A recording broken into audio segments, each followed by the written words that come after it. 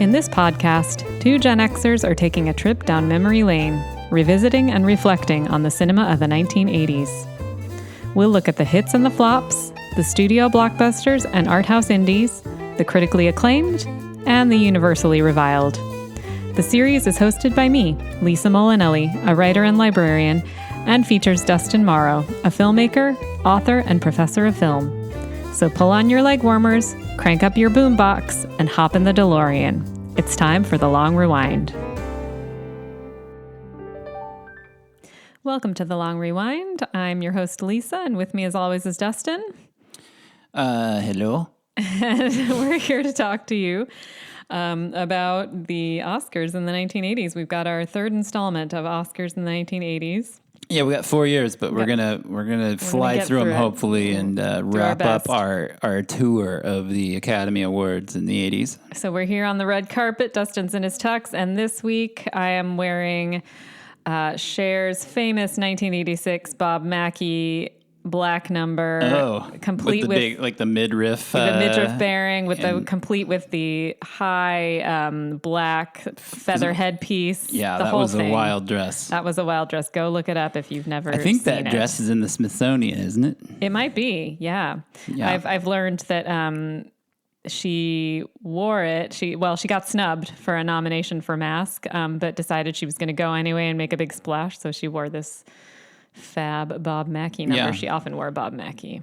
And she was known for her wild dresses at the Oscars. So yeah, she was good in that. She should have been nominated. Yeah. So I'm wearing a powder blue tuxedo with ruffles and very large collar. Yes. You've gone very 70s on us, even though this is an 80s podcast. Yeah. Okay. So what would an 80s tux be? Was there such a thing as an 80s tux? Would it be white? Like a white tux? I mean, I'm sure there is such a thing. They probably had different lapels and whatnot, but I couldn't tell you what it was. Maybe white. I don't know. Yeah.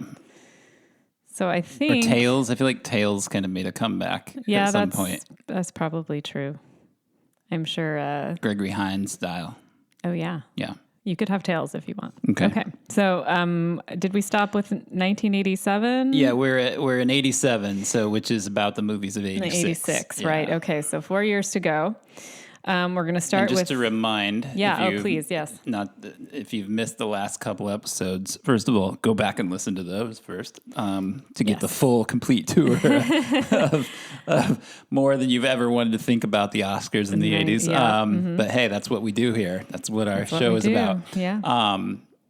We're relitigating some of the awards, thinking about whether they got it right, what wins, what performances, songs, movies have stood the test of time. Yep. And maybe sort of adjudicating the choices that were made, rethinking it. And in our first Oscar episodes, that was a couple of episodes ago, we talk a little bit more about just the Oscars in general and our thoughts about how it works and all of that stuff. So if you're interested in that, you can go back and listen to that. So we're looking at the five major awards plus the song. Yes. Yeah.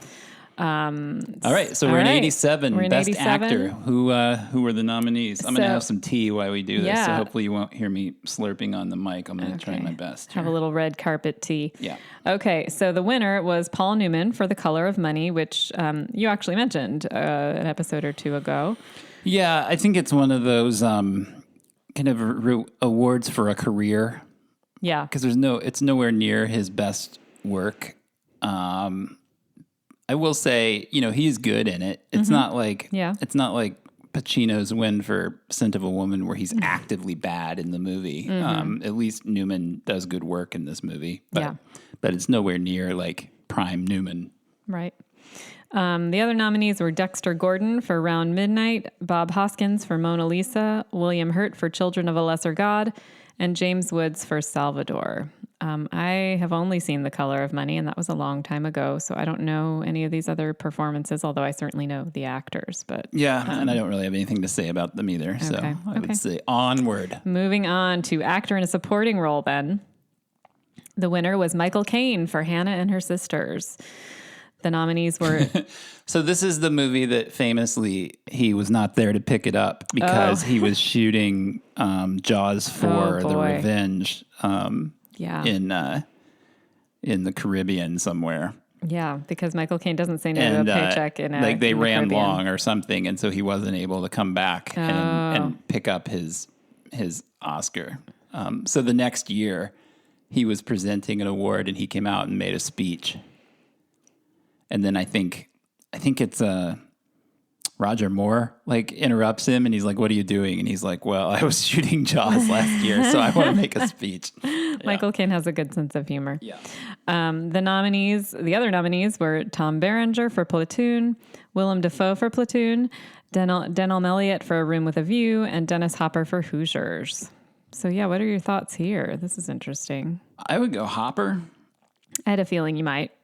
Because it's so wildly different from everything else I've seen him in and who he is as a persona. Mm-hmm. It's such a normal, is it like understated and normal? Yeah.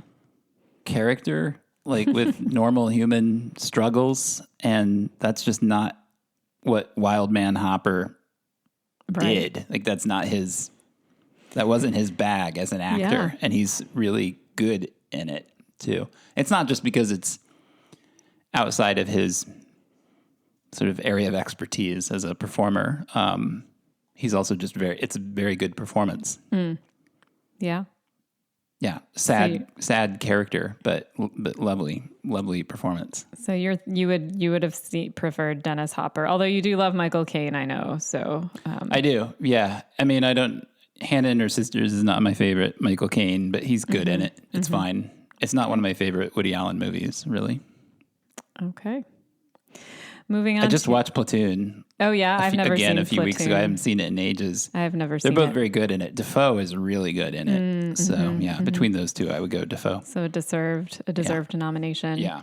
I do love A Room with a View. Yeah. But, yeah. Okay. Actress in a leading role. The winner was Marlee Matlin for Children of a Lesser God. The nominees were Jane Fonda for The Morning After, Sissy Spacek for Crimes of the Heart, Kathleen Turner for Peggy Sue Got Married, and Sigourney Weaver for Aliens. Wow. Okay. Sissy Spacek got nominated a lot. I'd forgotten. Yeah, she was great. Yeah, absolutely. I mean, I got to go with my girl, Kathleen Turner. Kathleen here. I know that's a spectacular. I've never seen it, which is crazy, but I know it's a spectacular performance. It's Francis Ford Coppola. Peggy Sue Got Married is about a woman in her 40s who goes to her high school class reunion, gets bonked on the head, and travels back in time to high school with all the knowledge of how her life has turned out, maybe not exactly the way she hoped it would, and brings all of that baggage into the body of a 17-year-old girl. And it's an interesting movie. It's like Back to the Future, but reflective. Mm-hmm. It really thinks about mature and reflective. Yeah. Like what would not done purely for comedy. Like what decisions would you make differently? If you knew then what you knew now. What you knew now. Yeah, exactly. Yeah. And she's so good in it. Roger Ebert wrote a good piece on her performance in this movie and how she does it all without makeup. And it's all about body language and voice and how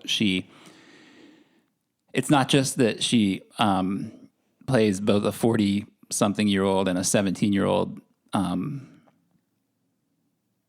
legitimately, believably, but that there's a thing you can track in her performance over the course of the movie where you see that when she first goes back in time, she's still moving like a 40-year-old, and you can see her body language change as she falls into the rhythms of being a 17-year-old. Wow. And it's really subtle and really lovely and really well thought out and a great example of shameless plug, Kathleen and I wrote a book together about acting, film acting and theater acting. And one of the things we talked about in that book was about tracking a performance during the shooting of a movie when you're shooting wildly out of sequence. Yeah. And how you do that. like where am I when you're shooting like the middle of the movie first and then the end of the movie and then you go and shoot a scene from the beginning and so on and so forth, especially in a movie like this where the character has this like subtle, slow evolution over the course of the movie.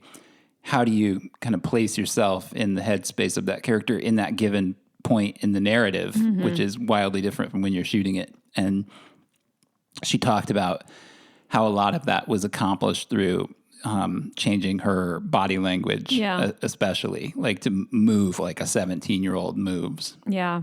If there's, well, first of all, I think she's kind of a queen of the arc of a character, right? She's so good at that from Romancing the Stone and Peggy Sue. Yeah.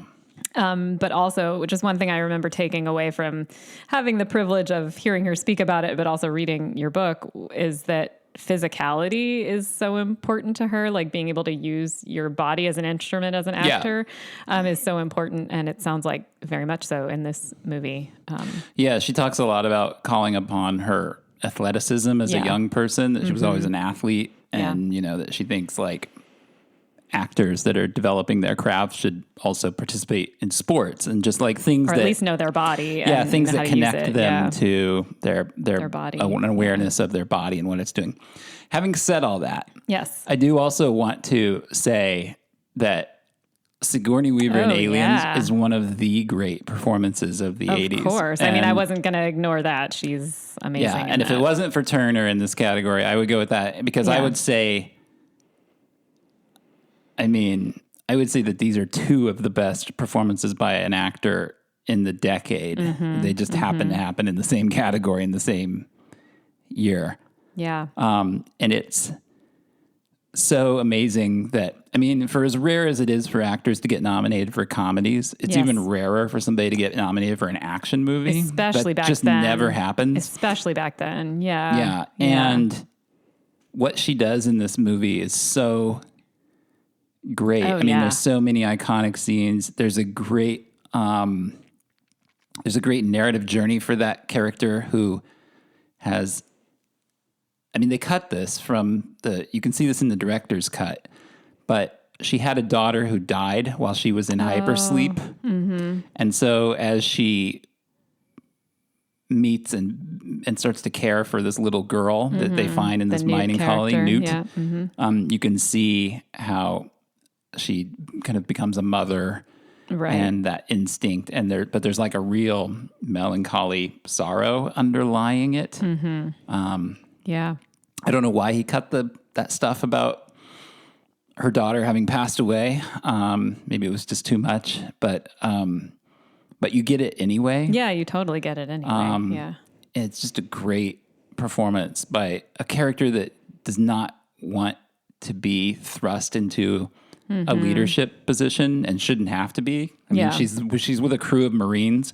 She's not a soldier. Right. She's like a mining colony employee she's sort or of whatever. A consultant, like she, really, on exactly. that trip. Yeah. And yet ends up kind of running the show and being the only person to be able to take charge because she's forced to. Yeah. And all of that stuff is really good. And you can see there are scenes in the first act of that movie where she conveys the experience of trauma in a way that you don't see in almost any other movie. Like the way she speaks to them when the Marines are kind of, when she's briefing them and they're kind of joking about, tell me where it is. And I'm, and they're like, they just want to shoot it. They call it a bug hunt. Yeah. And she spins around and she's like, I hope you're right. I really do. Because that thing, just one of those things, wiped out my entire ship in 24 hours. Yeah. And who knows what these colonists have found. And it's just this, you're like, whoa, it's just this amazing moment. And you can see her like, she's on the verge of tears while she's saying it. It's just a great, I'm babbling at this point. But it's all great, true. Yeah. Great performance. It's a great character. I mean, it's one of the great characters in all of science fiction. It's really true. I mean, you hit on probably my favorite thing about that character is that sort of reluctant leadership. I love that. I think that just really speaks to me. I love it. And that is interesting too. I often think of the Oscars as something, at least back in the day, not so much now, but something that where you weren't seeing sci-fi or really a lot of genre stuff nominated. And here we've got Peggy Sue, which is sort of, it's got a little bit of a genre thing going, and Aliens is certainly sci-fi and action. So like, that's really interesting. But the other thing I'll say, and not to be one of those like, they don't make it like they used to, guys. But that's, well, we do an 80s podcast. This is an 80s podcast, so that's going to be built in. That's theme. Baked in to some degree. Yep. On the cover of our book, Kathleen's and my book, there's a endorsement or a pull quote or whatever you want to call it from the Washington Post that calls Kathleen an actress of epic force. Mm-hmm. And I'm thinking about this with looking at this category.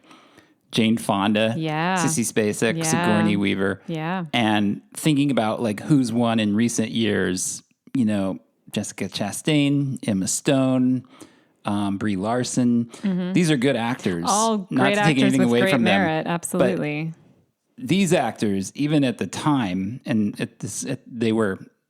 Yeah. Back in this era, they were the same age as those actors are now. I know it's hard to think about that. These but are towering, powerful actors. I mean, Sigourney Weaver in Death and the Maiden. I mean, there's just like.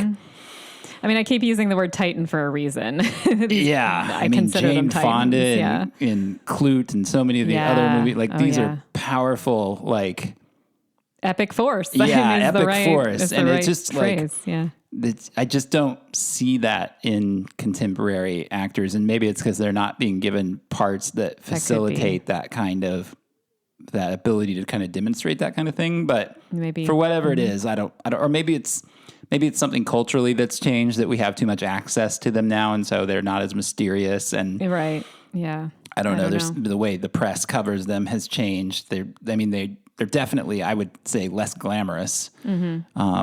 But I don't know. I'm just looking at the list of these actors, and even some of the ones in the category you're about to read: Diane Wiest, Maggie Smith. I mean, come on. Ooh, these are powerful actors. Absolutely. Anyway, supporting actress. So let's move on. Well, supporting actress. The winner was Diane Wiest for Hannah and Her Sisters. The nominees otherwise were Tess Harper for Crimes of the Heart, Piper Laurie for Children of a Lesser God, Mary Elizabeth Mastrantonio for The Color of Money, and Maggie Smith for A Room with a View. I love you, Maggie. Yep. A friend of Kathleen's, I believe. Yeah, good friend of Kathleen's. So yeah, I don't know. I've seen A Room with a View and The Color of Money. That's it.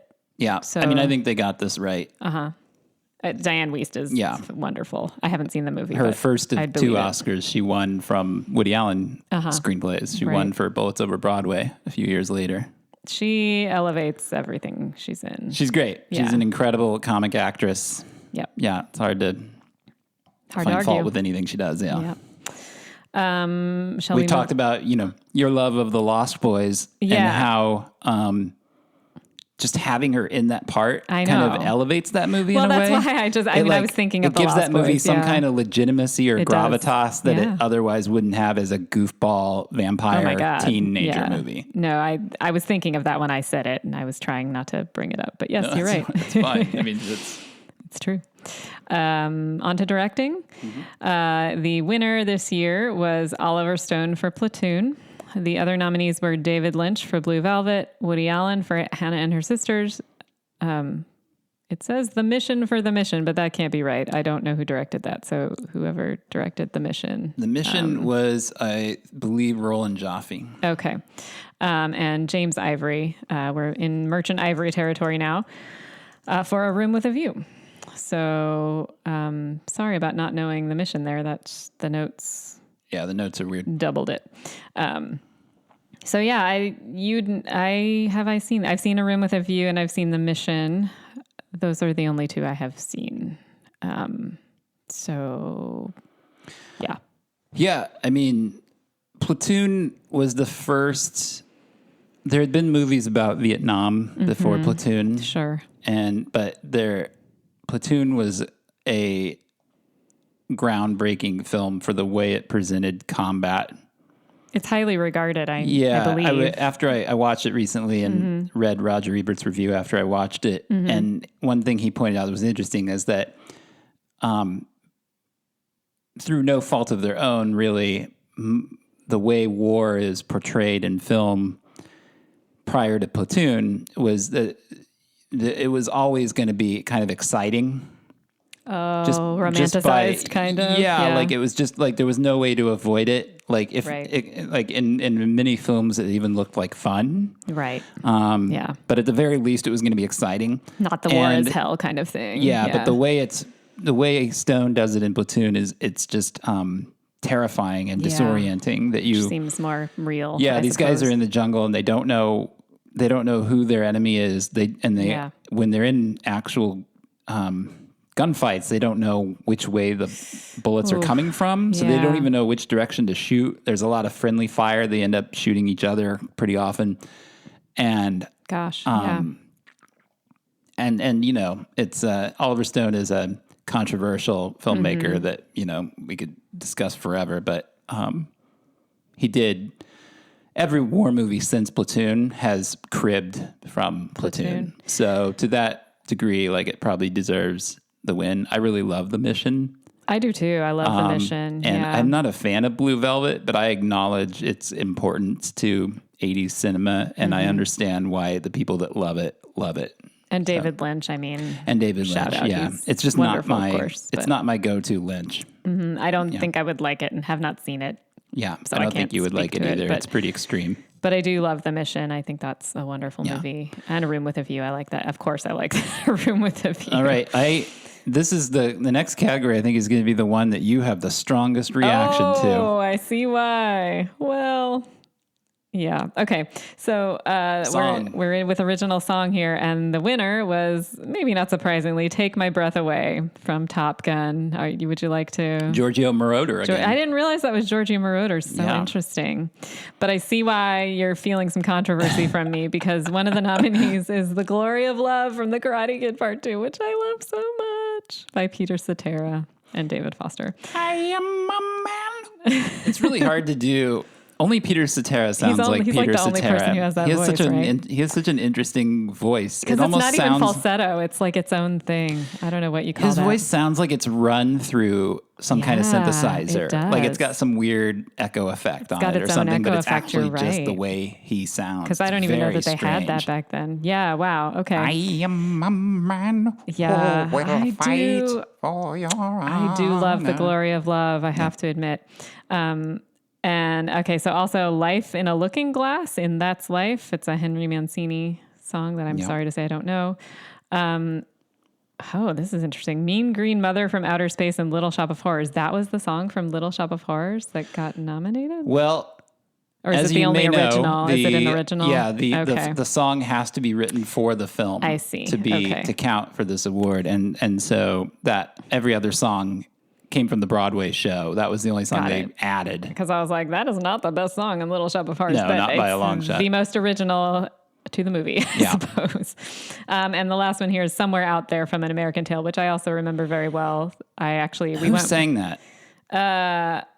Was it like Celine Dion or somebody like that? No, it wasn't Celine Dion. She wasn't really a thing then. It was maybe some R&B artists, or at least it was a woman, wasn't it? There were two. Oh, it was two people? It was a man and a woman. Was it like Peabo Bryson and somebody? I don't think it was Peabo Bryson, but it was an R&B male singer, and I'm not sure who the female singer. It doesn't say here. I'm sorry to say.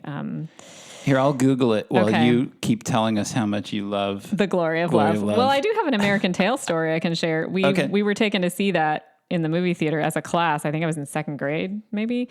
And I was sitting next to I have it. a boy in my class, and I got really embarrassed because I started to cry at the end of the movie because it was very touching to me, and it was very embarrassing to be crying in a movie. I remember that. Were you teased?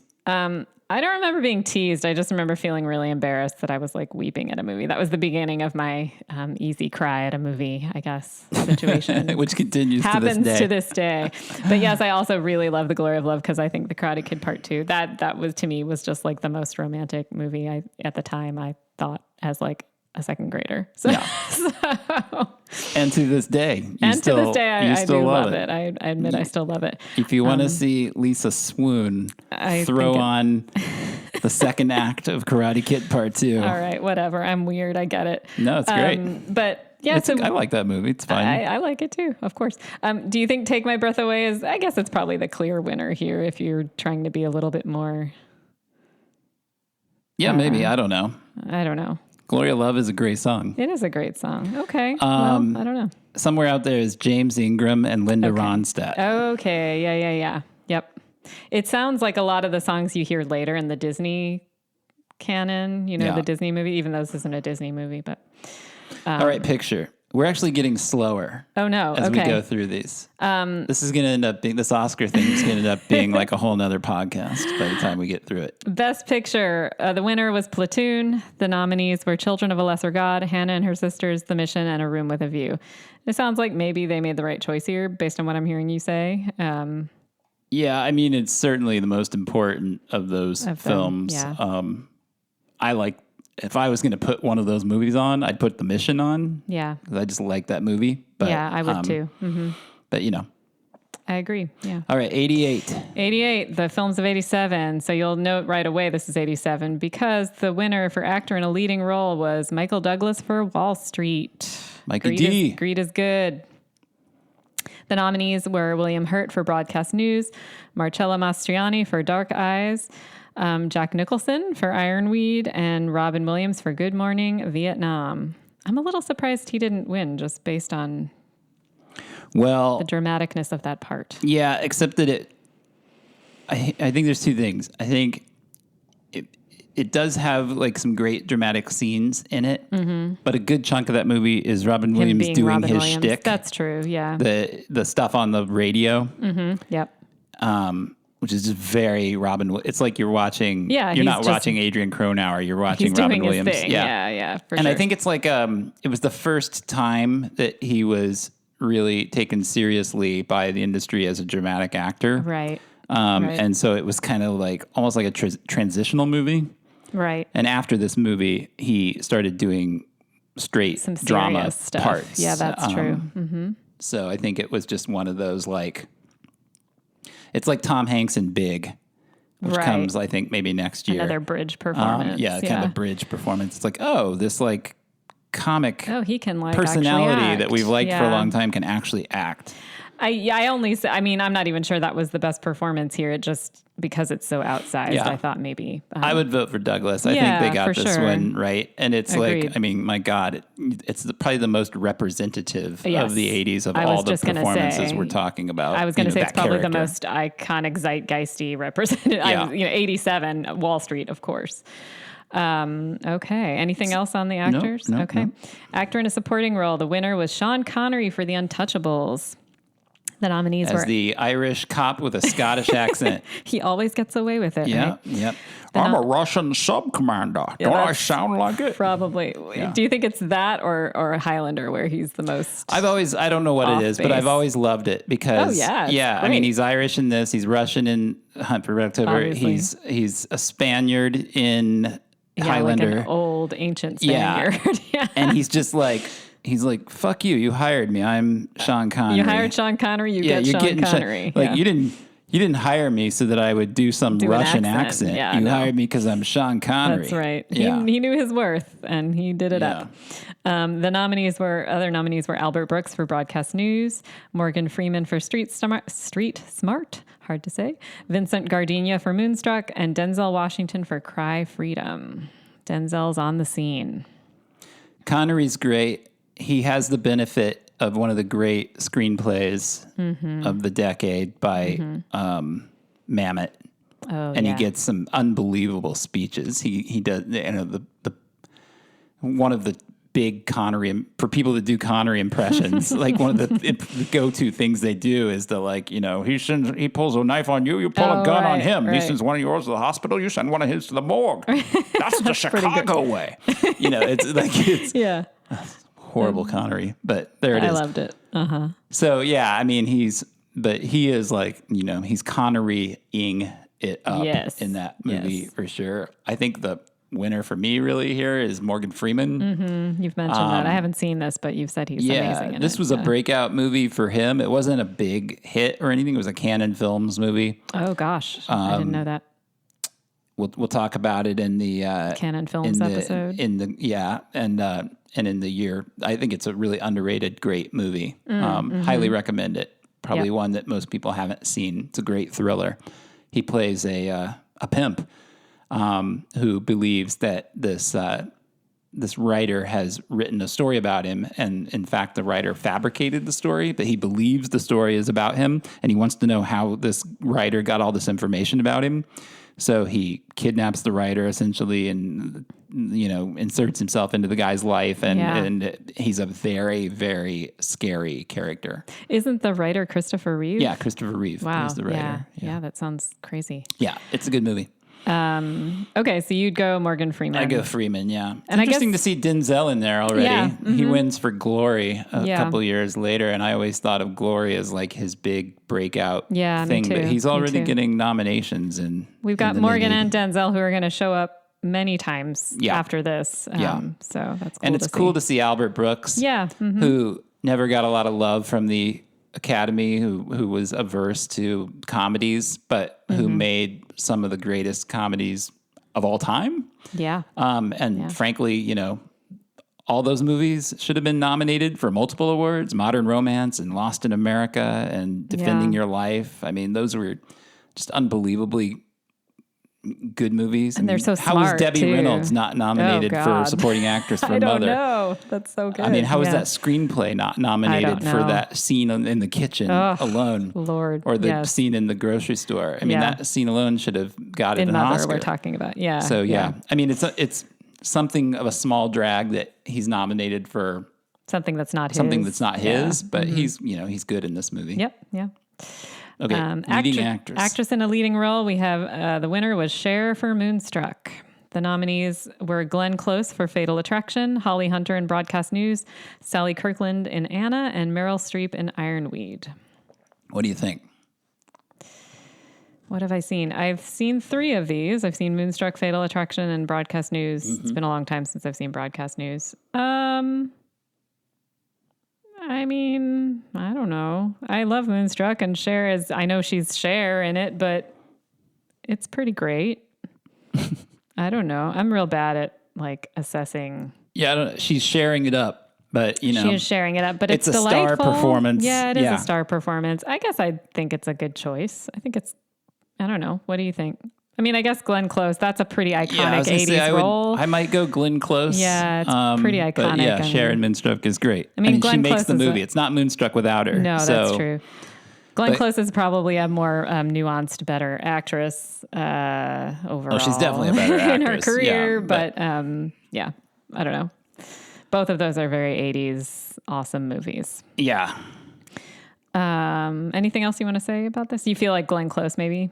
You feel like, would you put her? So Douglas, Wall Street, I guess I'd forgotten that Wall Street and Fatal Attraction were the same wild, year. Huh? It's like watching a 2-part series, watching those 2 movies together in a way. That's like if you sailed your spaceship to the center of the 1980s cinematic universe, you would eventually reach the dot at the middle, and it would be Wall Street and Fatal Attraction. I know. Yeah. That's pretty wild, right? I don't think I realized that either. That's funny.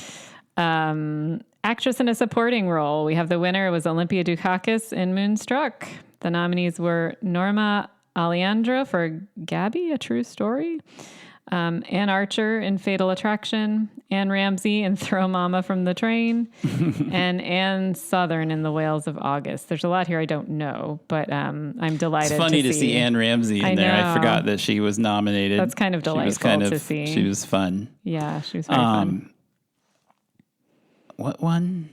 It was Olympia Dukakis for Moonstruck. She's great. I go Ann Archer here, but I was wondering about that. Yeah, because I thought she has like that. She's the more thankless role in Fatal almost Attraction. Tougher part because it's more. Yeah, you have to. That movie only works if you see the injury he's inflicted on his family, and that all has to come from her performance. Ann Archer. Yeah, absolutely. And she does it without a lot of screen time or even dialogue. So that's true. Yeah. Yeah. She jumped out at me too as maybe another good choice. Yeah. She's another one of those kind of seems like maybe it was an undervalued actor from that era. Every time I've seen her in something. Probably should have done more work I've thought she was really great. Yeah. So, on to directing. Yeah, this is a big disappointment for me, but all right, go ahead. Well, we have to do it. So the winner this year was Bernardo Bertolucci for The Last Emperor. The nominees were Adrian Lyne for Fatal Attraction, John Boorman for Hope and Glory, Norman Jewison for Moonstruck, and I think Lasse Hallström for My Life as a Dog. Yeah. There are things in here I don't know, but most of these I know to some degree. Well, I'm guessing The Last Emperor is maybe not what you would choose here. Definitely not.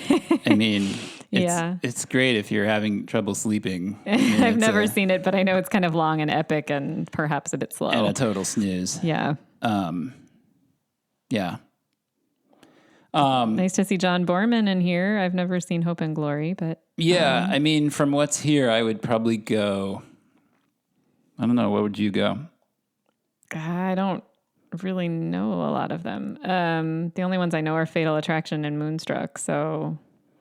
Yeah, I mean, Hope and Glory is great. It's Boorman's autobiographical movie about his childhood during the Blitz. Right, that's what I thought. And it's got a lot of energy and a lot of interesting and kind of unusual choices, which is Boorman's stock and trade. Yeah. And he was a great director. Yep. I don't know that he ever won an Oscar. I don't think he did. He probably should have. I mean, the guy made Deliverance, but he also made a lot of movies that pissed Hollywood off, and Zardos, and Zardos. But he made some great movies and probably should have won at some point. Adrian Lyne. I mean, Fatal Attraction is such a note-perfect movie. And a movie that was apparently like kind of a troubled production. Oh, I didn't know that. And, they had reshot the entire ending and that so rarely works. And yet somehow they stuck it on that movie. Like they really, they made a better ending. So yeah, I mean, Moonstruck has this like dreamy quality to it that's really lovely. And to the degree that like, directing actors is a huge part of your job as a director, then I think the work of making a movie with Cher and Nicolas Cage at the height of his like Nicolas Cage insanity can't be undervalued. That's a good point. That man probably worked hard, Norman Jewison. Yeah. I mean, to get those two actors to give those performances and to get those performances to work together in a movie that also has this kind of lovely, dreamy, which he pulls New York off quality. Big time. So yeah, maybe Norman Jewison. Interesting. Wouldn't have guessed saying that, but yeah. I think you make a good point. Yeah. Would you like to move on to original song? Heck yeah. Well, I can't say I disagree. I had this soundtrack. The winner was I've Had the Time of My Life from Dirty Dancing. Yes. Hooray. The nominees were Cry Freedom from Cry Freedom, Nothing's Gonna Stop Us Now from Mannequin, Shakedown in Beverly Hills Cop 2, and Storybook Love and The Princess Bride. A lot of really fun, good songs here. Yeah. I believe my first school like slow dance with a girl was to I've Had the Time of My Life. Oh, interesting. Yeah. That's an interesting slow dance because it's like not that slow dancey of a song really, but yeah, interesting. It's one of those deals where your arms are ramrod straight, of course, and like on the girl's shoulders room or waist for the or Holy whatever. Spirit. And room for the Holy Spirit. As they say. Yeah. Can I just also say here that I love that Mannequin got an Oscar nomination? Yeah, that's amazing. That's amazing.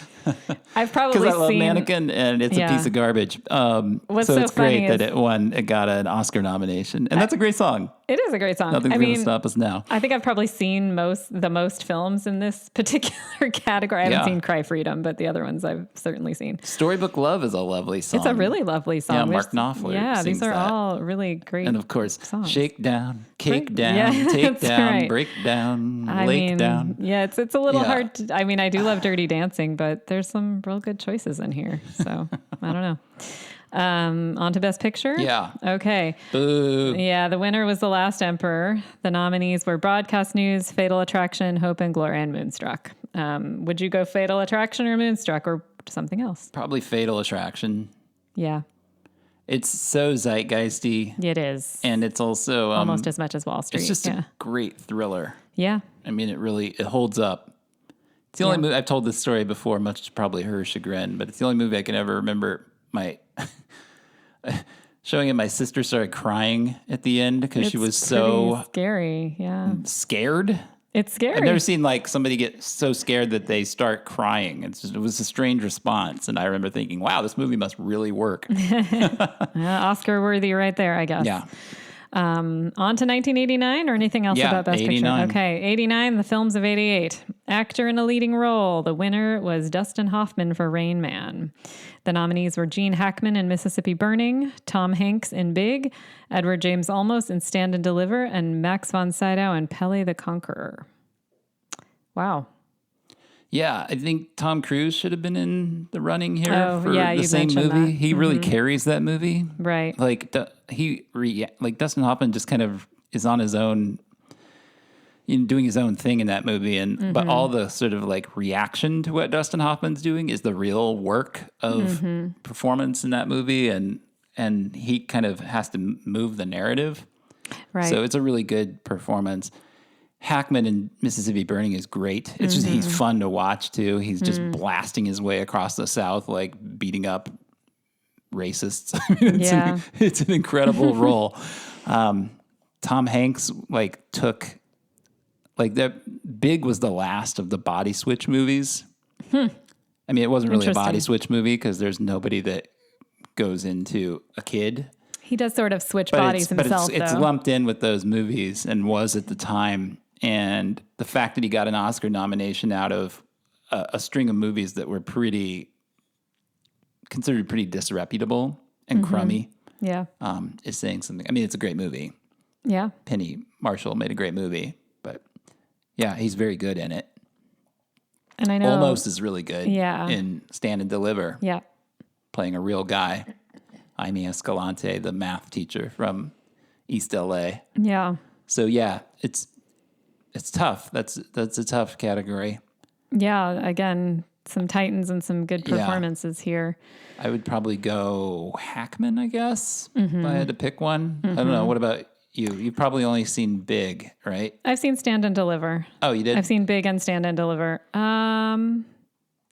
Yeah, I mean, gosh. I could only choose from those two. Edward James Olmos, I guess. I mean, whatever. If you if you think Hoffman should have got it. Well, I didn't see Rain Man, so I mean, you've never seen Rain Man? No, I've seen him do Rain Man, right? Like I've seen clips, but I haven't seen it. So I only buy my underwear at Kmart in Cincinnati. It certainly seems like it might be the showiest performance on this list, but I don't know that for sure. Yeah. Actor in a supporting role. The winner was Kevin Kline for A Fish Called Wanda. Hurrah. Yeah. So rare to see a winner for a comedy. I know, and he's a delight. Yep. Disappointed. The nominees were Alec Guinness for Little Dorrit, Martin Landau for Tucker, the Man in His Dream, River Phoenix for Running on Empty. That's interesting. Yep. Dean Stockwell for Married to the Mob. Yep. I got nothing to say, or I think they nailed it. I'm Kevin just interested Kline to see great. River Phoenix pop up. That's interesting, but yeah, I think they nailed it too. Actress in a leading role, Jodie Foster for The Accused was the winner. The nominees were Glenn Close for Dangerous Liaisons, Melanie Griffith for Working Girl, Meryl Streep for A Cry in the Dark, and Sigourney Weaver for Gorillas in the Mist. Wow. Man, what a lineup, huh? Yeah, no kidding. That is quite a lineup. Seems like it would be a really hard choice, frankly. It's not for me. I think they got it. You think right. I don't know that I just movie, watched The Accused maybe 2 weeks ago, and man alive, is she good in it? I haven't seen it, but I believe you. It's like a angry, visceral, vulnerable performance. It's probably her best work, which is saying something considering who she is. Yeah. Also, wow, Dangerous Liaisons and Fatal Attraction. Oh, wait, no, this is the next year. We're on the next year, but hey, back to back. Melanie Griffith is delightful in Working Girl, too. She's totally delightful in that movie. Yeah. Okay, actress in a supporting role. The winner was Gina Davis for The Accidental Tourist. The nominees were Joan Cusack for Working Girl, Frances McDormand for Mississippi Burning, Michelle Pfeiffer for Dangerous Liaisons, and Sigourney Weaver for Working Girl. Wow. She's nominated twice, Sigourney, this year. That's pretty cool. Another list of titans again, big really guns, wonderful man. People. Yeah. Weaver, totally. Pfeiffer, McDormand, Davis. Come on. Yeah. Yeah, I don't know. These are all great. Yeah. Every one of them's great. Was this the one where Gina Davis totally didn't think she was going to win because everybody said she wouldn't win and she won? Yeah, I think so. I think that's... It's kind of a splashy. She plays like the wacky. It's like one of the early, like a manic pixie dream girl manic pixie kind of dream thing. girls. Yeah, exactly. Sigourney Weaver is really funny as the villain in Working Girl. Yeah. She's a lot of Working great. Girl nominations. Joan Cusack's she doesn't have a gosh. lot of scenes, but she's very funny. Yeah. In Working Girl, and has such an interesting energy that only she has that you see in movies like Grosse Pointe Blank. And it's true. Yeah. Even, no matter how small her part is, like you always remember her. She's very memorable. Frances McDormand's great in Mississippi Burning. That would probably be my vote, but this is a category of great performances for sure. Nice to see. All right, on to directing. The winner was Barry Levinson for Rain Man. The nominees were Charles Crichton for A Fish Called Wanda, Martin Scorsese for The Last Temptation of Christ, Alan Parker for Mississippi Burning, and Mike Nichols for Working Girl. I don't know. I have only seen... Well, you've seen Working Girl. I've seen Working Girl and A Fish Called Wanda. Yeah, I've seen the sort of comedies on this list, I guess. Yeah. I haven't seen the others, so... For me, this would be between Alan Parker and Mike Nichols, and I'd probably go Mike Nichols at the end of the day. But interesting. I love Alan Parker. I think he was underrated as a filmmaker. He did Fame. He did Angel Heart. Oh, yeah. Angela's Ashes. He was a British guy. He worked in a lot of different genres. No kidding, yeah. And he always made really bold choices in his movies, which I appreciated. And Mississippi Burning's really very, very good movie. I think the reason I would go Mike Nichols is just because I love how Working Girl, it feels like a movie from the 40s, even though it's got 80s all really over does. it. I mean, the narrative is very, very, very 80s. Of course. I mean, it has but a it similar feels like feel an old like Joan Blondell comedy or something, you're or right like about that. Yeah. Sort of a screwball. Yeah, like a platinum blonde, like screwball. And it has that feel to it. And I think that was probably really hard to get. It has this kind of like, it makes a lot of important statements about being a working girl in the 80s. Exactly. Yeah, like political statements, and does none of it in a way that's preachy or in your face. It's all done very, very kind of effervescently. Yes. If that's the way to say it. It's a delight. I mean, and it's, totally. They say like, drama is easy and comedy is hard. So yeah. I think that's a good point. Yeah. For original song here, I only have 3 nominees. I don't know if that's correct or not. Yeah, it is. They would occasionally like not have a full docket. Okay. Well, I only know one of these songs. Oh, no, that's not true. I know 2 of them, of course. Okay. The winner was Let the River Run and Working Girl by Carly Simon. The nominees were Calling You in Baghdad Cafe and Two Hearts in Buster by Phil Collins. Two Hearts. I didn't. Yeah, Buster was a British comedy that starred Phil Collins. Right. He was like a bank robber or something. I haven't seen it in ages. I can't really remember, but yeah. Mm-hmm. But I remember that song. I had a single of that song. Did you really? Do you remember the single? Of course I remember the single. 2 hearts living in just one mind. Yeah, it was a good song, but I think maybe Let the River Run is the right choice here. It's a good song. It's very all right. inspiring. Picture. Best picture was Rain Man, the winner. The nominees were The Accidental Tourist, Dangerous Liaisons, Mississippi Burning, and Working Girl. That's quite a slate. I mean, yeah, it's a good list. It's a really good list. I would probably go Mississippi Burning, but great. Those are all good movies. Yeah, no kidding. Kathleen's great in The Accidental Tourist. Yeah, I know. She's not even on here, which is she should have been nominated for supporting actress. Yeah, she's actually got a harder part in that movie, much harder part than Gina Davis does, but it's not nearly as showy. So yeah.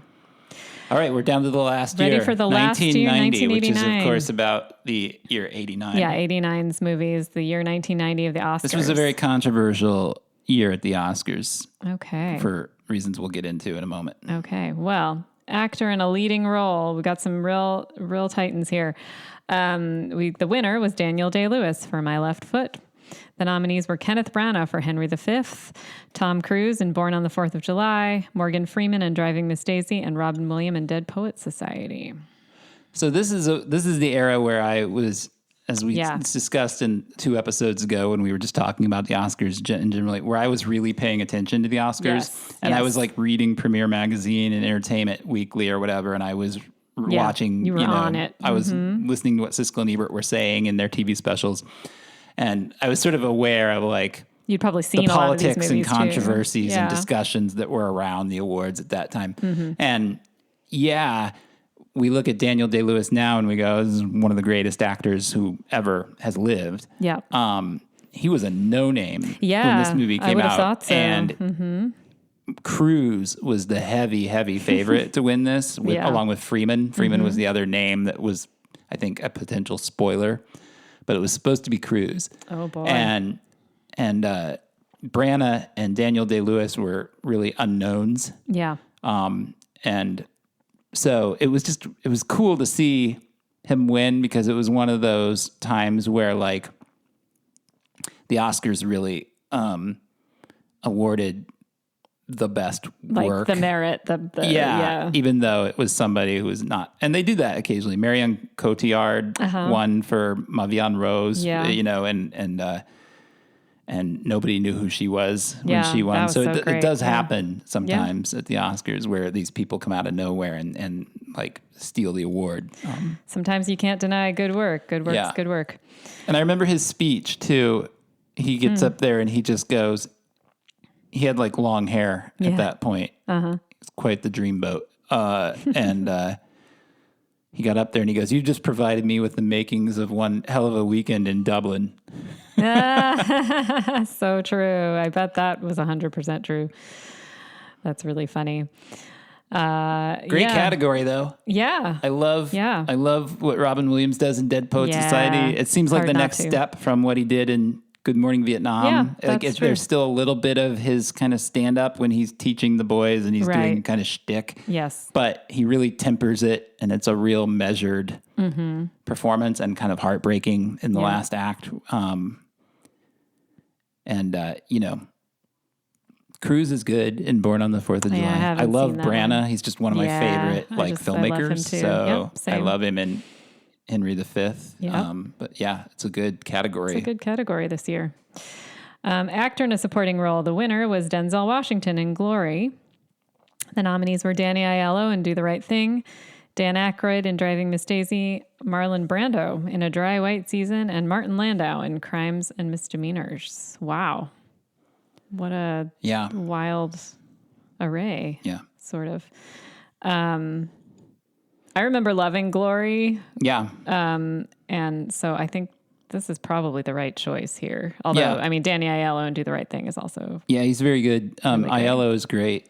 Landau is also really good in that. I haven't Crimes seen and that. Misdemeanors. Okay, I haven't seen it. But I love Martin Landau. Aykroyd is fine. It's a little mystifying to see him in there. But he's the one that stands out as like, oh, does he belong here? But I mean, not that Dan Aykroyd isn't great. Yeah, as a rule, he's fine in that movie. But he's fine. Right? It's nothing. It's a little strange to write home about. But do you feel like Denzel's the right choice, or maybe Danny Aiello? From those 5? Landau. Probably. Okay. Maybe Landau.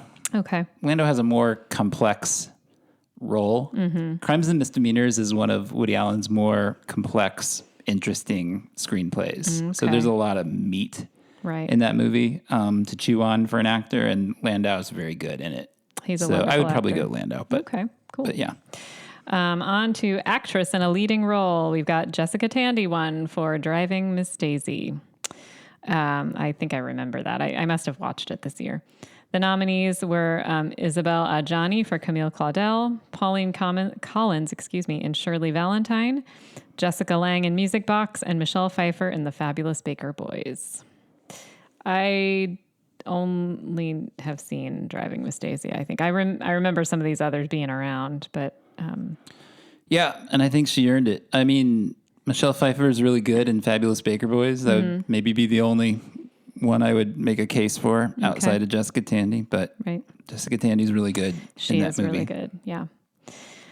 Actress in a supporting role. The winner was Brenda Fricker for My Left Foot. The nominees were Angelica Houston for Enemies, A Love Story, Lena Olin for Enemies, A Love Story, Julia Roberts in Steel Magnolias, and Diane Wiest in Parenthood. I haven't seen My Left Foot, which is sad, but they got it right. I assume she got plays it right his here. mother. Right. It's a fabulous, like warm performance. Really, really lovely. I mean, it's a lovely movie. It's just an uplifting, lovely movie, and he. Because of the character he's playing, he's limited in his ability to communicate with the other actors, and so Fricker is actually doing a lot of work. Interesting. And she's really great in it. Cool. Great Irish actress. Yeah, I'm aware of her, and I know she's great, so it makes sense to me. Anything else in supporting? Okay, we're on to directing. The winner was Oliver Stone for Born on the 4th of July. The nominees were Woody Allen for Crimes and Misdemeanors, Peter Weir for Dead Poets Society, Kenneth Branagh for Henry V, and Jim Sheridan for My Left Foot. This is tough. Yeah. It's definitely not the one they went with. I would put him 5th. Okay.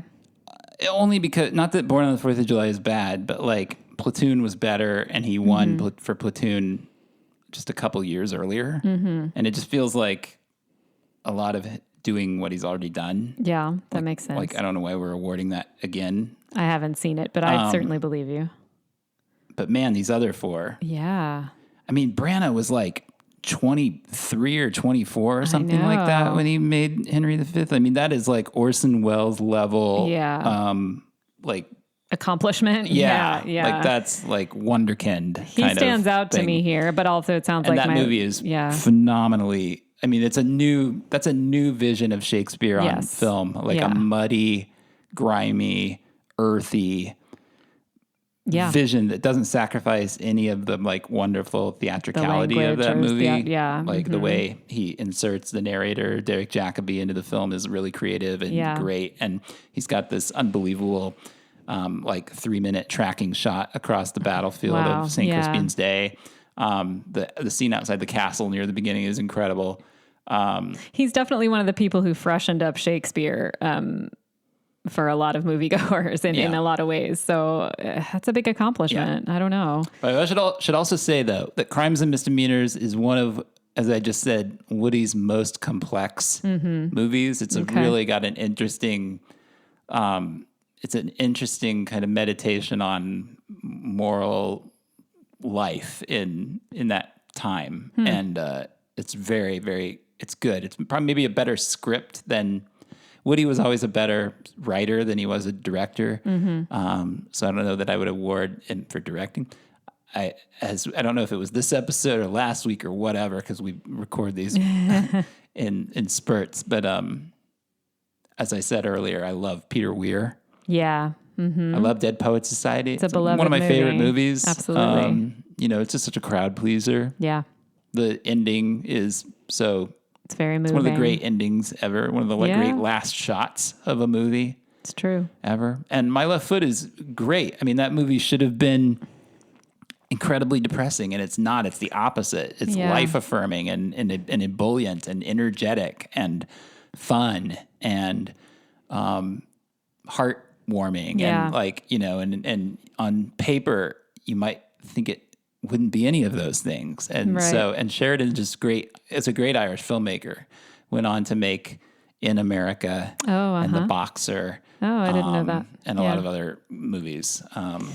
This is a tough. Wow, what a year. This is a tough one. Yeah, sounds like almost a 5-way split here. Yeah. I guess for me it comes down, maybe at the end of the day, it's probably Weir versus Branagh. But I don't know. I don't know how I would decide that. Yeah. Well, what a embarrassment of riches here. That's pretty great. Yeah. It's nice to see. Okay, on to original song. The winner was Under the Sea from The Little Mermaid, which is a production number I remember. So I must have seen it Jeffrey this year. Holder, the guy from Annie. Right. And the 7-Up commercials. And he sings Under the Sea. And I remember there being lots of people in, sea creature costumes and flying in from the... A great example of how the Oscars used to do big production numbers, big splashy, glitzy production numbers in a way that they don't do now. Yeah. So that I must have seen it this year. I remember that. The other nominees were After All and Chances Are, The Girl Who Used to Be Me and Shirley Valentine, I Love to See You Smile and Parenthood by good old Randy Newman, and Kiss the Girl, also from The Little Mermaid. This was when Disney was coming back. It was about to be very dominant in particularly this category, I think, but in movies in general. Animation. Yeah.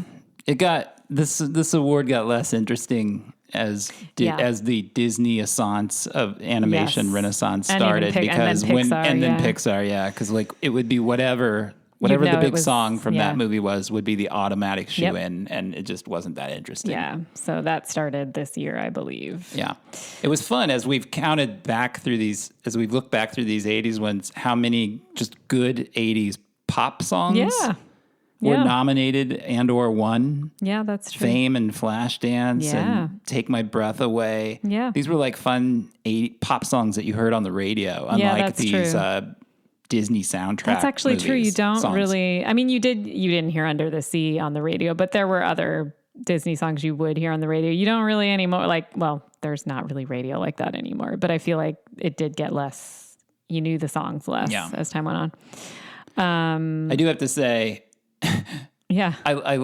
like some of like old Randy Newman stuff. Like I Love LA is a really funny song that I enjoy.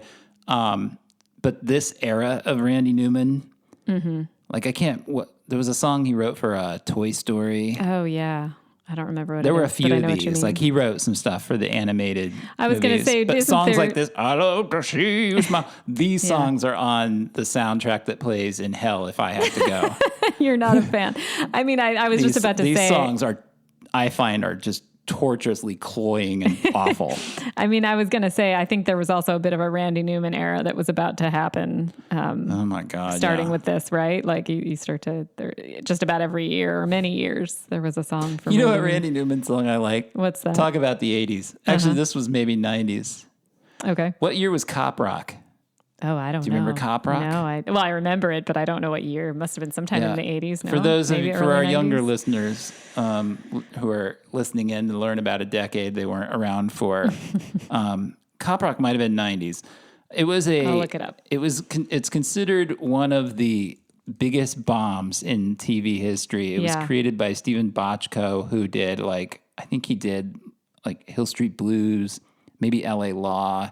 He was a big time successful mega producer. Yeah. And this was his brainchild. And it was a gritty cop show, kind of like an NYPD Blue or a Homicide type of thing, where people would just break out into song and there would be musical numbers. Yeah. And they were always extremely literal. It would be stuff like, I'm planting evidence on this perp. Like it would just be these horrible, bad Broadway-ish songs, and they're terrible. And do yourself a favor if you're up for a laugh, go on YouTube and look for just the best of Cop Rock. However, the reason I got on this is that the theme song of Cop Rock is not bad. I will go to bat for it. It's Randy Newman. Oh, okay. I even remember the opening credits are him playing the piano in a studio, and all the actors that are in the show are kind of standing around the outskirts of the studio, kind of grooving to what he's playing. I do kind of remember that. It's called, the song I think is called Under the Gun. Under the Gun. Yeah, I think that's right. Yeah. It's actually a pretty decent song. However, it's the only good song you'll hear on Cop Rock. Well, I will tell you that Cop Rock was from 1990. So right I on guess the bridge. we're in the Randy Newman era when we reach 1990, I guess. Hey, it's symbolic in some ways. We're leaving this decade of fun, and now we're heading into a decade of stuff that's less fun. Well, I will say they really went for it with Cop Rock. They did. I mean, they did for sure. It was heavily promoted. That. It had a big budget, but it was misguided to say the least. All right, we're digressing. We've got one last award in our journey through the Oscars. In a way, this is sort of fitting because the Oscars is always considered too long, right? So this is kind of fitting. Everybody's ready to go home. This 3-episode arc through the Oscars has totally gone on too long, much like the Oscars. we still, if you strung all these together, we're still under 3 hours. Yeah, and so that's still I think under most Oscars. so that's probably well under all of most them. Oscars. Yeah, Maybe all of them. Yeah. Okay, so Best Picture, the winner was maybe not surprisingly Driving Miss Daisy. The nominees. Well, it somewhat was, and I'll tell you why in a second. Okay, well, we'll hear the rest of the nominees. Oh, okay. We got Born on the 4th of July, Dead Poets Society, Field of Dreams, which was the only mention of it, and My Left Foot. What do you have to tell us about Best Picture this year? A couple things. So the big controversy that I alluded to a few minutes ago this year was that there were 2 movies out this year that were kind of about the relationship between African Americans and white people. And Glory was the other one, maybe? No, the other one was Do the Right Thing. Oh, of course. Which is considered by many critics to be one of the 2 or 3 best films of the 80s. Yes. And was just it made a huge splash. It was a hit. It made money. It was universally lauded. People thought it would get nominations, even though it was outside of what the Academy usually goes for, and that it was kind of experimental in a lot of its techniques and incendiary in its narrative. So, and Driving Miss Daisy was heavily criticized by Spike Lee at the time. He was always in the press shitting on it, basically, as this kind of backwards reductionist movie. Like, he accused it of racism. I mean, I think he's whatever. You know, we could Spike Lee is Spike Lee. Yes, of course. And so when it didn't get these nominations, like, he went on a press tour essentially of anger, saying how robbed he was and stuff. And it was a big stink. And so I think there was some question as to whether all this sort of brouhaha he was raising in the press was going to affect whether Driving Miss Daisy would actually win the award. And it did. It won the award. Yeah. I think it's a lovely movie. I understand people's criticisms of it. Of course, sure. Yeah. But, like, you know, it's not Green Book there are movies. Right. There are movies that do the things that Driving Miss Daisy is accused of doing, and I don't think Driving Miss Daisy does those things. So I'd defend it. I mean, I don't think it's the greatest movie ever, but the acting is lovely, and it's I think it's a good movie. Based on the other, I would not pick it. Yeah, I was going to say, so like to win, right? And I don't think it's Do the Right Thing. Do the Right Thing is clearly a much better movie. Yes, no, it is a better movie. You know. So from the other movies, then the other nominees, we've got Born on the 4th of July, Dead Poets Society, Field of Dreams, and My Left Foot. Would you choose one of those? Yeah, I mean, I guess Dead Poets Society. Okay. I don't always know whether that movie is actually that good or it's just one of those movies I love. So moving and lovable, however you want to put it. Yeah. Yeah. But I love it. Yeah, that's fair. I mean, I like Field of Dreams too. I mean, My Left Foot is great. These are good. These are all 5 good movies. Yeah. I remember growing up in rural Illinois. I grew up in Western Illinois, not far from the border with Iowa. And it was a big deal that Field of Dreams was nominated. It was a big hit, big commercial movie, and I think nobody expected it to get any nominations. And it didn't really, except for picture, which is kind of miraculous because that just doesn't really happen. Yeah. And I remember seeing news stories of watch parties of the Oscars in like bars across small towns in Illinois and Iowa, rooting for that was probably people somewhat rooting unusual. for Field of Dreams. Yeah. Yeah. I mean, it didn't have a chance. It was an absolute gigantic long shot. But cool to see some ownership from my brethren. You're part of the world. In our small rural community. It's so interesting to see Dead Poet Society and Field of Dreams there too, because these are 2 very like inspiring, I don't know, just like masculine inspiration movies kind of in a way. Yeah. In like a good, I mean that in the very best way. Yeah. I mean, Field of Dreams is famously like the movie that it's okay for any guy to cry at. Right. I mean, it's about your relationship with your dad. I mean, it's, Yeah, I just think that's interesting to see those 2 kind of together. I never really thought about it. But yeah, for sure. Cool. All right, that does it. We did it. We did it. We've made it through the Oscars of the 80s. Yeah. Thanks for listening, everybody. Isn't it funny that when we started this, I thought we might be able to do this in one episode.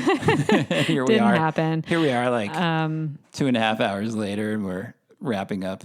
If you're still with us, then God bless you. If you've skipped this episode, I can't say I blame you. Although you wouldn't hear me saying this, so that makes no sense. So thanks for being here, because you're hearing me right now. And that's right. We're going to go get out of our red carpet togs, put on our robes, and kick back and relax. Milk this joke one more time? I am, because I love an Oscar dress. So it's true, you do. Yeah. All right. All right, thanks for listening, everybody. We'll talk to you next time.